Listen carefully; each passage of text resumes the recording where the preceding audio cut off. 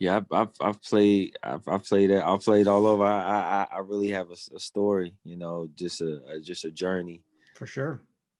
you know. So actually, this is an interesting question. Have you ever been on a podcast that's been similar to ours in terms of the specific? Uh, that was actually one of the things, like when we're fairly new at this, Mm-hmm. and one of the things that, like, when Tony and I were talking about, both of us are basketball fans, Yeah. and just kind of really felt there was a story in, going overseas. And obviously, you're somebody that's like NBA at time and adjacent, but like there's Yeah. still like a lot that goes on with the overseas career that I feel like as Americans Just don't like, know. yeah. It's a grind, man.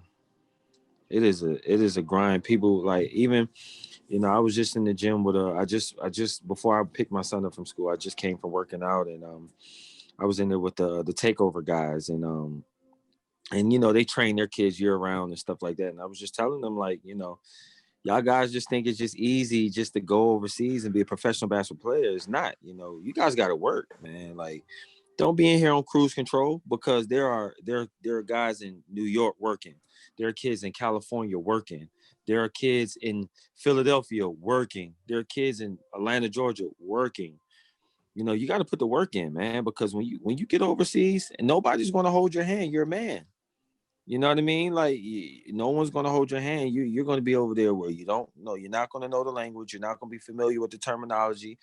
You're not going to know your teammates. You're going to be unfamiliar with the coach, and you're going to miss home. You're not going to be around your friends, your family, and you still have got to do a job, and you have to do it well. And they're extremely critical. They don't care about performance. They care about results. Period. Can you get the job done? Don't coast through these workouts, because you develop bad habits. Every time you lace up your shoes, every time you're in the gym, it is a job interview. It doesn't matter if you're 12, it doesn't matter if you're 13, it doesn't matter if you're 15. Every time you step in the gym is a job interview. And if you can fall in love with the process of having to work and having to and wanting to get better without somebody having to tell you, then the rest is history. The rest is up is on you. That's the hard part.